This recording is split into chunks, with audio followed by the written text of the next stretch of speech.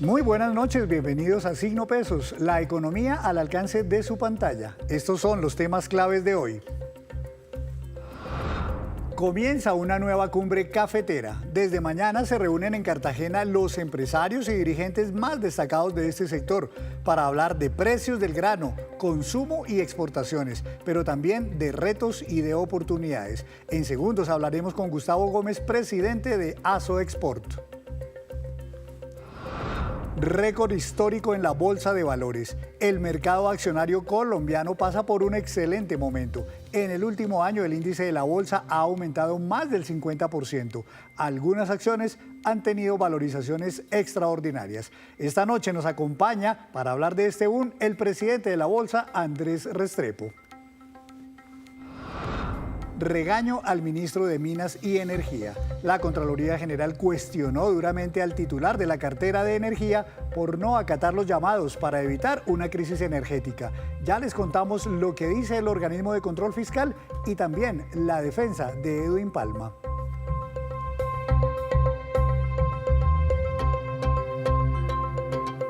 Y comenzamos esta emisión de Signo Pesos hablando del café y particularmente de la cumbre cafetera que inicia en las próximas horas en Cartagena. Allí se tratarán variados temas, pero todos muy importantes para este sector. Doctor Gustavo Gómez, presidente de ASO Export, buenas noches, bienvenido a Signo Pesos. Henry, muchas gracias a ti por la invitación, un saludo a todos los televidentes y por supuesto a nuestros cafeteros que nos acompañan y que están aquí conectados con nosotros. En esta cumbre se reúnen solamente empresarios cafeteros, creo que también tienen a funcionarios del alto gobierno, pero también a analistas muy importantes de este sector, ¿es así? Pues mire, esta es la versión 89 de nuestra cumbre cafetera, eso demuestra lo importante que es el sector cafetero para el país y lo importante que es la tradición para nuestro sector. Traemos clientes internacionales para sesiones de networking con productores, cooperativas, exportadores, para posicionar nuestro café colombiano en más de 110 mercados a los que se exporta nuestro café. Y por otro lado, una agenda académica muy interesante en donde vamos a hablar de qué va a pasar con los precios internacionales, sostenibilidad, relaciones con Estados Unidos y su posible impacto en el agro y en los precios del café. Todo esto, por supuesto, generará una discusión de hacia dónde debe ir el sector cafetero, cómo el sector público y el gremio deben trabajar en construir un sector cafetero sostenible y resiliente en el tiempo. Habla usted, doctor Gómez, de los precios del café que por fortuna, por lo menos en lo que tiene que ver con la Bolsa de Nueva York, llevamos más de un año con muy buenos precios, inclusive ahorita están todavía por encima de los $4 la libra. Esto ha sido un excelente momento para los ingresos de las más de, no sé, 500.000 familias caficultoras en el país, ¿verdad? Henry, la noticia es que las exportaciones de café son las más altas en toda la historia de nuestro sector cafetero. Más de 5.500 millones de dólares están llegando al país por exportaciones de café. Y a diferencia del tema de regalías en otros sectores que se quedan en Bogotá o en algunas zonas del país, esto llega a las más de 550.000 familias cafeteras, como lo mencionabas, a los más de 600 municipios en todo el país y a los más de 21 departamentos. Estos recursos llegan a jalonar y a dinamizar la economía. Entonces no es solo bueno para el café, sino para todas estas regiones cafeteras que hay en nuestro país. Pues es que mire usted, el crecimiento de las exportaciones, doctor Gómez, según cifras precisamente de ustedes como sectores que han tenido un aumento de más del 80%. Pero la pregunta es, ¿ese 80% es porque hay más producción de café que se ha exportado al mundo o por efecto de los mejores precios que hay en este momento en los mercados internacionales? Pues mire, lo que llevamos de año, es decir, hasta septiembre, hemos exportado 9,8 millones de sacos. Esto representa un crecimiento del 11% en las exportaciones en volumen. Pero como lo mencionaba, especialmente por temas climáticos en Brasil y en Vietnam, y toda esta incertidumbre que ha generado el tema de los aranceles, los precios internacionales han estado muy altos. Eso nos ha llevado a una carga de 125 kilogramos por encima de los 3 millones. Y eso ha generado que el valor de las exportaciones sea el más alto en toda la historia. De hecho, cuando uno mira las exportaciones no mineras, el 65% de ese crecimiento es explicado por el crecimiento de las exportaciones de café. Otra de las estrategias que normalmente han tenido que estar cultivando literalmente los cafeteros del país es la apertura de nuevos mercados. ¿Estamos exportando efectivamente a nuevos mercados o todavía nos estamos basando mucho en los países compradores tradicionales? Mire, Colombia hace la tarea en la diversificación de mercados para el sector cafetero. Nosotros exportamos a más de 110 países en todo el mundo y no por eso, no solo por eso nos conocen, digamos, mundialmente como el país cafetero. Hay destinos que han venido creciendo a doble dígito que han sido muy interesantes, como el caso de China, y eso nos ha llevado a que ya Asia sea el tercer mercado más importante después de Estados Unidos y Europa. Entonces, estamos haciendo la tarea de diversificar mercados, pero eso no excluye que estos mercados que tenemos y que hemos desarrollado durante décadas, como el estadounidense, lo tengamos que descuidar. Al contrario, entre más mercados tengamos para el café colombiano, mejores ingresos van a llegar a nuestras familias cafeteras en todo el país. Y hablando del mercado estadounidense, doctor Gustavo Gómez, pues no es extraño para nadie que este año ha estado lleno de retos, de dificultades por efecto de toda esta guerra arancelaria que desató el presidente Donald Trump. A estas alturas y después de tantas volteretas que ha dado todo este tema de los aranceles en Estados Unidos, al final de cuentas, ¿cómo estamos frente a nuestros más directos competidores en el tema de las ventas de café hacia Estados Unidos? Henry, hay dos cosas importantes. Lo primero es resaltar que Estados Unidos es nuestro mercado más importante. El 40% de nuestras exportaciones van hacia allá y eso es porque los estadounidenses tienen un buen poder adquisitivo. Sin embargo, cuando uno mira los diferentes competidores, por ejemplo, el primero es Brasil, que es el mayor exportador hacia los Estados Unidos. En este momento tiene un arancel del 50%. Eso puede cambiar en cualquier momento, pero seguimos teniendo una ventaja competitiva contra Brasil. Vietnam tiene el 20%. Colombia con un 10% sigue siendo mucho más atractivo para el mercado norteamericano. Pero ¿qué es clave aquí? Seguir haciendo la tarea. El tema de la calidad y la sostenibilidad son ventajas competitivas que permanecen en el tiempo y que pueden asegurar los ingresos de las familias cafeteras a futuro. Entonces, es importante aprovechar esta época de coyuntura, pero no olvidar que nuestro diferenciador como café colombiano a nivel mundial es la calidad.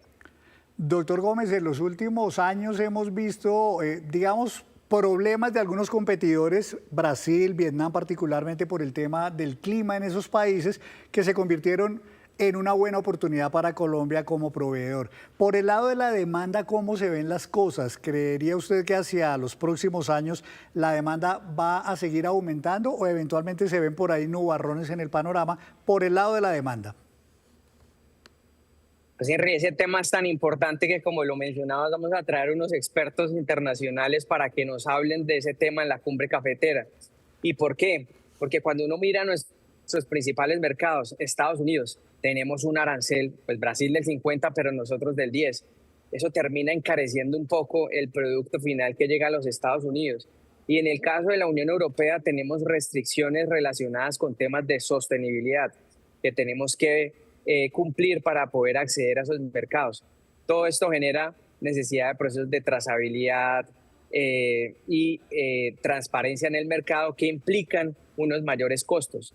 Hay que ver cómo todo eso puede, sí o no, impactar el consumo de café. Por ahora el tiempo es muy corto y vemos que las cifras no han impactado el consumo, pero habrá que ver a mediano plazo si estos aranceles continúan, cómo puede afectar definitivamente la demanda y en ese juego de oferta y demanda cómo podría hacer que los precios pudieran caer hacia el futuro. Entiendo que en la instalación de la cumbre cafetera mañana va a estar el ministro de Hacienda, no sé si ya eso está plenamente confirmado. Y en ese caso, doctor, ¿qué peticiones le van a formular a ustedes? Porque como sector seguramente tienen necesidad, digamos, de mucha ayuda por parte del gobierno nacional. Pues mire, nosotros como exportadores hacemos una tarea bien importante y es transferir ese precio, más de 4.000 millones de dólares a zonas cafeteras, por ejemplo, como Nariño, como Cauca, como Norte de Santander, en donde el café puede ser una alternativa de sustitución de cultivos ilícitos. Y nosotros tenemos unas peticiones muy claras que no implican el tema de desembolso de recursos y que son gestionables para el gobierno nacional. El primero, estabilidad en las reglas del juego, tema de seguridad, sobre todo en el sur del país, para poder seguir haciendo esas actividades de compra y venta de café. Y lo otro es cuidar las relaciones con Estados Unidos y con nuestros principales mercados, como también Europa. ¿Por qué? Porque de esos mercados depende que podamos seguir trayendo esas divisas, esos ingresos de exportación hacia Colombia, que tanto bien le hacen a la economía de nuestro país. Entonces, en general, es reglas de juego claras para poder seguir ejerciendo nuestra función de transferir estos recursos a los productores de café. Pues doctor Gustavo Gómez, estaremos muy pendientes del desarrollo de esta cumbre cafetera en la ciudad de Cartagena. Desde ya, muchos éxitos en este encuentro del sector. Muchas gracias por estar aquí en Signo Pesos compartiéndonos estas cifras preliminares y las expectativas que tienen con esta reunión del sector cafetero en el país. Gracias por mantenerse conectado con Signo Pesos. Y un sector que está en pleno auge y alcanzando nuevos niveles récord es el mercado bursátil en nuestro país. La Bolsa de Valores de Colombia ha sido protagonista de primera línea en las noticias esta semana. Y ya les voy a contar por qué. Doctor Andrés Restrepo, presidente de la Bolsa de Valores de Colombia, bienvenido a Signo Pesos. Buenas noches. Henry, muy buenas noches. ¿Cómo va? ¿Quién lo creyera, doctor Restrepo, que hace unos años hablábamos de que la bolsa estaba cayendo, que bajaba, y hoy estamos viendo un repunte, pero verdaderamente buenísimo, de la Bolsa de Valores de Colombia? Esta es la curva, doctor Restrepo, del último año, el índice MSCI Colcap, que es el que mide para todos nuestros televidentes el desarrollo, digamos, del mercado bursátil en nuestro país. Y encontramos la noticia de que ya superamos los 2.000 puntos. Para una persona común y corriente, ¿qué significa que la bolsa haya superado los 2.000 puntos? Bien, el índice en realidad es una medida que quiere recoger en un solo número el comportamiento promedio de todas las acciones que transan. Entonces, más que el número de 2.000, lo que es relevante es qué tanto ha crecido ese número. En lo corrido del año, ese número ha crecido un 47%. ¿Eso qué quiere decir? Que si usted al inicio del año estaba invertido en las acciones de Colombia, en las proporciones que están en ese índice, donde las acciones que más transan pesan más, pero que usted está invertido en promedio en la bolsa, hoy, 9 meses después, 10 meses después, su inversión se ha valorizado un 47%. Eso es lo que quiere decir. Eso es, digamos, en forma simple lo que recoge el índice. De todas maneras, decíamos que es un nivel histórico porque, entiendo, nunca antes habíamos llegado a superar los 2.000 puntos. Correcto. El índice que recoge el comportamiento de los precios de las acciones en Colombia había fluctuado, por distintos motivos caído por debajo de los 1.500 puntos y desde el año pasado empezó una recuperación muy buena. Este año ha sido particularmente bueno y nos ha llevado a superar ese nivel de los 2.000 puntos que usted mencionaba. Pues, doctor Restrepo, cuando uno mira ya algunas empresas, esto es lo que llaman un mapa de calor, los entendidos en las inversiones. Aquí están reflejadas en verde las acciones que más han crecido, en rojo las que han bajado. Pero mire usted, si uno hubiera invertido a comienzos, esto es en realidad del último año, no este año, sino los últimos 12 meses. Las acciones, por ejemplo, del grupo Cibes, que en otras palabras es Bancolombia, han crecido por encima del 60% en 12 meses. Las del grupo Sura, esta 86%, esta 137%. Las del grupo Argos, por encima del 50%. La de ISA, que es una empresa estatal, ha crecido casi 50%. Y esta del grupo Mineros, que está en el negocio de la producción de oro, definitivamente la sacó del estadio. 263% de crecimiento en los últimos 12 meses. ¿Por qué están creciendo tanto las acciones de estas empresas? Por lo menos muy pocas son las que han perdido, digamos, en su valoración. A ver, yo diría que hay varias razones. La primera es que las acciones colombianas estaban muy por debajo de su valor justo. Entonces, y eso, digamos, era un tema que los analistas, las áreas de investigaciones económicas, los inversionistas tenían claro hace varios años. Es decir, el valor por que se negociaban esas acciones en el mercado de capitales colombiano estaba muy por debajo de un valor que reflejara realmente sus fundamentales. Entonces, una cosa que hemos visto este par de años, y pues este año en forma más clara, ha sido una recuperación de ese precio. Entonces, ese es un primer punto. Un segundo punto es que las empresas colombianas han demostrado en los últimos años una resiliencia muy importante a muchos factores. Es decir, son empresas que fueron capaces de superar una pandemia, fueron empresas que fueron capaces de superar una incertidumbre política importante en su momento, fueron empresas que fueron capaces de superar unas tasas de inflación altas y por lo tanto tasas de interés también altas. Entonces, eso, digamos, ha revelado a los inversionistas la capacidad de generación de valor de esas empresas. Entonces, el precio de las acciones de todas estas empresas, que como usted menciona, hay de distintos tamaños, de distintos sectores, con acciones que reflejan comportamientos muy diversos y con una base de inversionistas muy diversos, hoy lo que tienen es un reflejo de un potencial de crecimiento muy importante y eso lo recoge el precio de la acción. Cuando uno mira esos crecimientos tan positivos, tan extraordinarios, doctor Restrepo, uno fácilmente se va a lamentar, ¿por qué no invertí hace un año para tener hoy estos retornos? Pero la pregunta inmediatamente viene es, ¿todavía puedo invertir? ¿Esto será que sigue creciendo? ¿Es un buen momento para invertir? ¿Usted qué le diría a la gente que quiere eventualmente poner plática en las acciones listadas en la Bolsa de Valores de Colombia?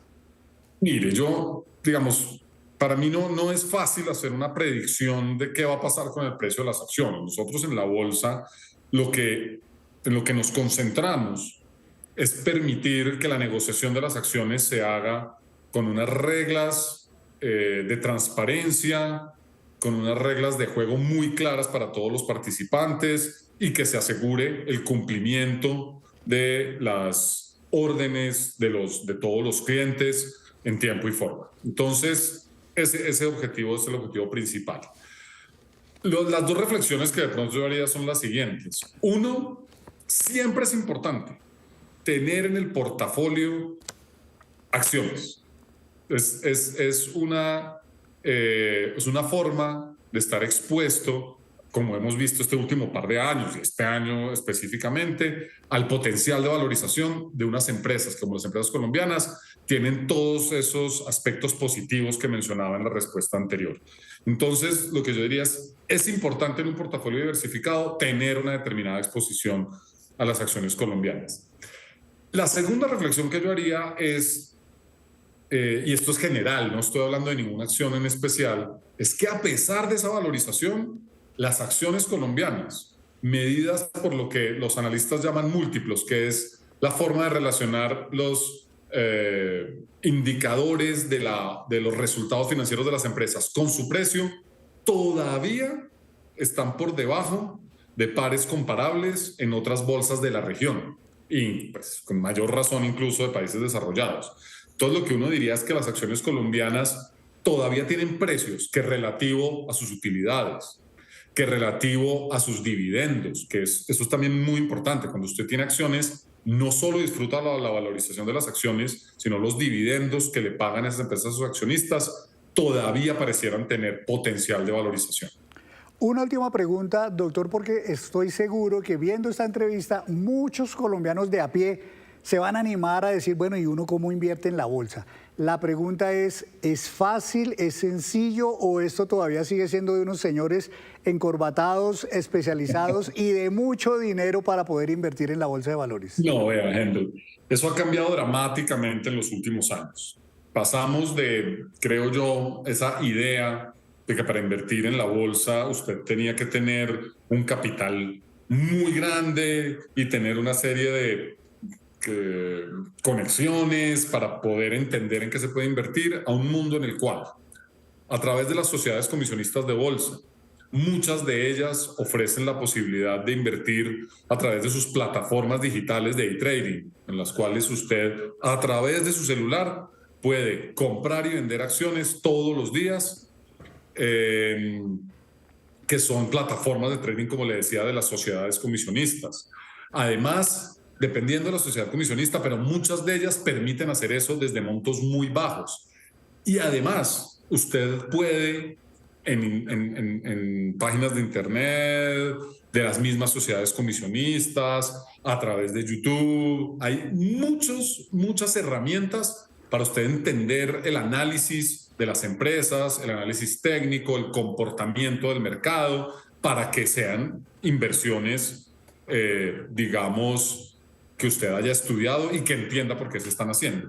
Entonces, hoy en día el mundo para invertir en bolsa es definitivamente otro. Las herramientas para hacerlo son muy sencillas y la capacidad de entender y de leer sobre las empresas que cotizan en la bolsa, pues es amplísima. Pues bueno, y ahí vemos los resultados para quienes se animen entonces a entrar, a incursionar en este mundo que termina siendo realmente muy fascinante. Doctor Andrés Restrepo, gerente de la Bolsa de Valores de Colombia, gracias por estar en Signo Pesos. Muchísimas gracias por la invitación. A usted, doctor, como siempre, muy amable por estar aquí explicándonos estos temas tan interesantes. Y en otras noticias, la Contraloría General hizo duros cuestionamientos al ministro de Minas y Energía por no atender los llamados para evitar una crisis energética. A través de una carta, el Contralor mostró sus preocupaciones por un posible desabastecimiento de gas, por la caída de la producción petrolera y de los ingresos provenientes de esta industria. Para la Contraloría es claro que Colombia se quedó atrasada en materia de generación de energía y el gobierno no ha hecho mucho para evitarlo. A través de esta carta, el Contralor le pide al ministro de Minas y Energía que responda por el deterioro sobre la seguridad energética. Por ejemplo, hay una reducción de 4,23% en la producción de petróleo, que pasó de 772.000 barriles diarios el año pasado a 747.000 barriles este año. El ministro Edwin Palma se defendió de ese señalamiento. Hay desafíos y hay retos, los entendemos, los estamos asumiendo, estamos corrigiendo, incluso sin retrovisor, porque como le decía al exministro, faltó algo de autocrítica también en sus comentarios. ¿Qué pasó? ¿Qué no se hizo? Porque hoy lo que estamos viviendo en materia de energía y de gas fue por falta de decisiones o decisiones equivocadas en los gobiernos anteriores. Y ante las críticas por las demoras en muchos proyectos para abastecimiento de gas, Palma asegura que sí están avanzando. Conversamos todos los días con los privados, pero también con los públicos. Ecopetrol, EPM, TGI, el Grupo Energía de Bogotá hacen fuertes inversiones en el país porque creen en nuestro marco jurídico, en nuestro marco regulatorio para desarrollar proyectos de energía y asociados también a la transición energética. En su carta, la Contraloría evidencia que las exportaciones de crudo y derivados bajaron 5,9% y el valor mensual de esas ventas externas cayó de $1.252 millones a $1.069 millones. La nación se ha afectado, pues las regalías tuvieron una reducción de 15% durante el primer semestre de este año frente al mismo periodo del año anterior. Aquí está de por medio un modelo económico que ha planteado este gobierno que no dependa de la economía fósil. Es decir, estamos anclados precisamente entonces solamente al petróleo y al carbón, y un país no puede depender solamente del petróleo y del carbón. Y claro, aquí en esta radiografía que toma la Contraloría, en esta fotografía en concreto, hay una disminución de la producción de petróleo, pero hay momentos en los que ha superado incluso esos niveles. La Contraloría no oculta su molestia, pues señala que ha pasado casi un año desde que ese organismo hizo la primera advertencia sobre el deterioro del sector energético, sin que el Ministerio de Minas y Energía adopte decisiones para reducir o eliminar los riesgos descritos, pese a que las condiciones se han agudizado. Y a propósito de este difícil panorama, hay serios riesgos en el abastecimiento de energía para la capital del país durante los próximos años debido a los retrasos de los nuevos proyectos de líneas para la transmisión eléctrica. Inclusive los constructores de vivienda ya están enfrentando dificultades, pues en muchos casos no tienen garantizado el suministro de electricidad.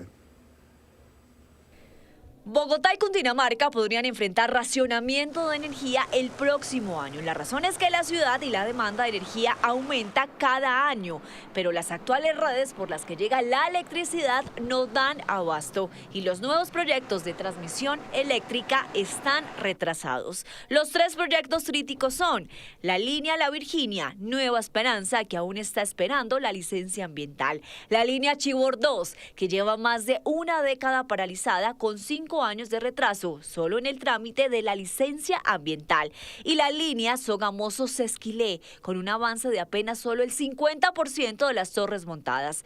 Las comunidades vecinas se han opuesto a la construcción de las torres. Según el Grupo de Energía de Bogotá, algunas tienen fundamento para oponerse, mientras que otras no. Los argumentos de impacto sobre el agua son falsos, los impactos sobre la salud humana son falsos. Lo único que puede ser cierto es el paisaje, pero pensar que el derecho del paisaje de unos pocos prevalece sobre la energía de la cual dependen las vidas de muchos en hospitales, la gente que depende de oxígeno en sus hogares, es una discusión compleja de prioridades de derechos. Si las líneas de transmisión de energía no están a tiempo, no habrá forma de que haya energía suficiente para abastecer a la capital. De hecho, cerca de 60.000 viviendas en proyectos de construcción en Bogotá y Cundinamarca están en jaque porque las empresas del sector eléctrico no les pueden garantizar el suministro. Proyectos nuevos en ciertas partes no tienen hoy en día disponibilidad de energía y no la van a tener hasta que no se construyan estas líneas. Eso va a afectar los precios de la vivienda al alza, la existente, eso va a hacer que gente que tenía expectativas de su vivienda propia, pues las va a ver demoradas en el tiempo, y los costos para todo el mundo que genera. Hoy por hoy tenemos en algunas dificultades en algunos municipios problemas para poder entregar las viviendas producto de que no se está garantizando el abastecimiento de la energía, y en ese caso al parecer es un problema creciente precisamente por unos trámites y procedimientos de licencias ambientales que están en manos del gobierno nacional. Si se prioriza desde ya la construcción de las líneas Chivor 2 y Sogamoso, que están a cargo del Grupo de Energía de Bogotá, podrían estar listas y en servicio en diciembre de 2026. La población de Bogotá y las zonas cercanas, pero también la industria necesita urgentemente que se modernice, se robustezca y se expanda la red de transmisión que alimenta la zona para permitir el crecimiento de la población y permitir el acceso a la red, que nueva industria se pueda conectar, que incentivemos el crecimiento económico a través de la disponibilidad de energía. El riesgo es tal que si no llegan esos proyectos a tiempo, podría verse afectada inclusive la operación del Metro de Bogotá y el Regiotram de Occidente, que serán grandes consumidores de energía eléctrica. Y antes de despedirnos, los dejo con este dato. Los trabajadores del mundo que al momento de su jubilación reportan mejores condiciones para su retiro están en los siguientes países. Primero que todo, en Suiza. Le siguen Nueva Zelanda, Portugal, Australia, España, Canadá y en séptimo lugar, Dinamarca. Y así terminamos por hoy. Los esperamos mañana con una nueva emisión y toda la información económica que usted necesita saber. Esto es Signo Pesos, la economía al alcance de su pantalla. Feliz noche para todos.